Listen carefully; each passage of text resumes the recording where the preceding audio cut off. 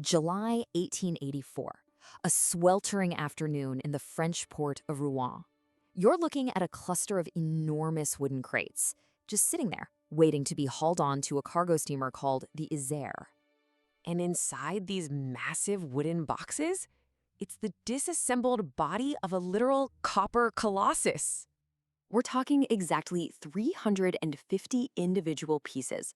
This thing took a full decade to build, and it was so wildly, almost recklessly ambitious that its own creators practically went bankrupt trying to finish it. But right at this exact moment, the biggest crisis is actually still ahead of them. Because the gigantic statue packed in those boxes has absolutely nowhere to go. Over in New York Harbor, the pedestal meant to hold her is basically just a sad concrete stump on a tiny island. The money is totally gone, and Congress is point-blank refusing to help. And here's where it gets crazy. Meanwhile, cities like Philadelphia, Baltimore, and Minneapolis are actively scheming to swoop in and steal the monument for themselves. Philadelphia's city council actually passed a resolution offering to pay for the pedestal, provided they could just stick the statue in Fairmount Park. So yeah, the most famous symbol of welcome in the entire world was very nearly a Philly local. The whole wild journey to this frantic standoff actually kicked off 20 years earlier. It's 1864 at a dinner party near Versailles.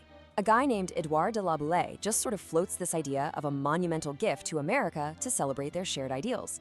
The sculptor, Frederick Auguste Bartholdi, is sitting right there, and he just seizes on this concept with absolute fervor.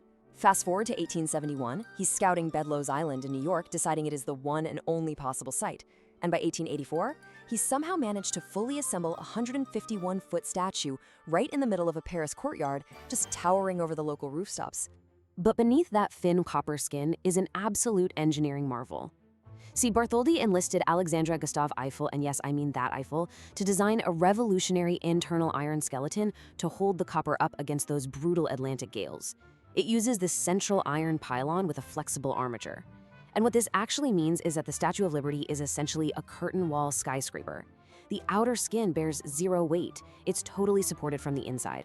She is literally the world's first curtain wall skyscraper, beating out Chicago's famous architects to that exact innovation by a full 10 years. Pretty incredible, right?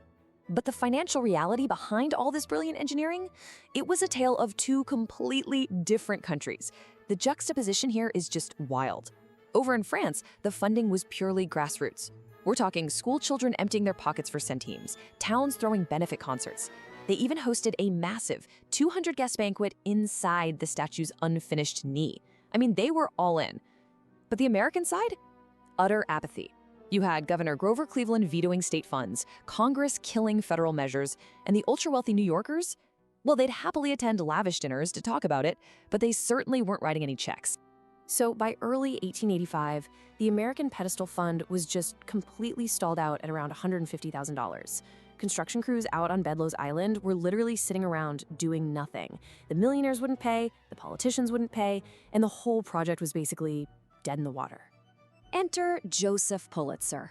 He had just bought the struggling New York World newspaper, and he desperately needed a big populist crusade to boost his circulation numbers. So he launches this massive campaign, and in just 5 months, his paper brought in roughly $102,000. To put that into perspective, that's the equivalent of over 3 million modern dollars, raised from 120,000 individual donors.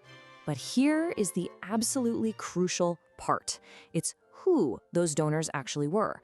This sudden influx of cash didn't come from the Astors or the Vanderbilts. No, it was factory workers pooling their pennies from lunch. It was a kindergarten class in Iowa sending in a collective 68 cents.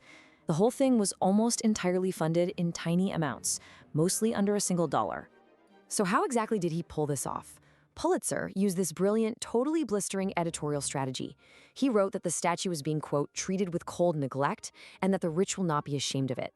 Then he made a promise. He would print the name of every single donor in his newspaper, no matter how small the amount.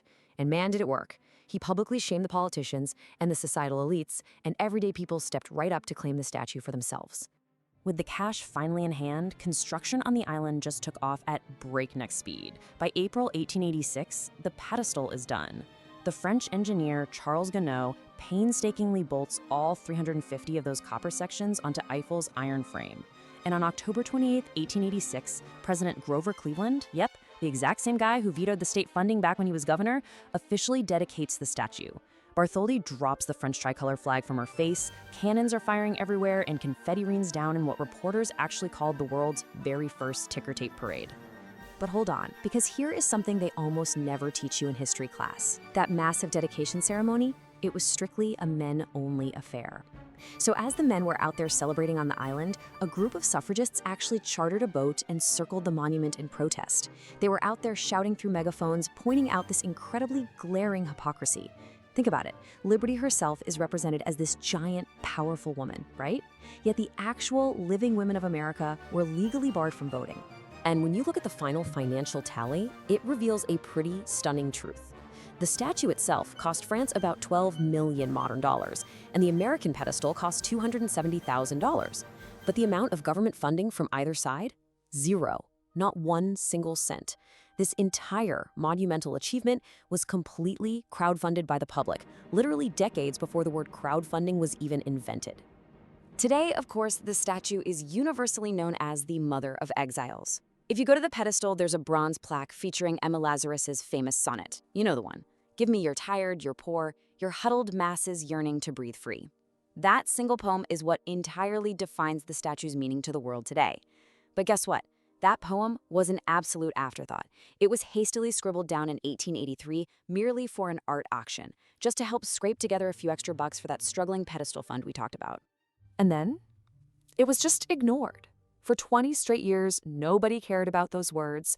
The poem was completely forgotten, nearly lost to history, until a friend of Lazarus relentlessly lobbied to have it stuck on the pedestal long after the poet herself had died.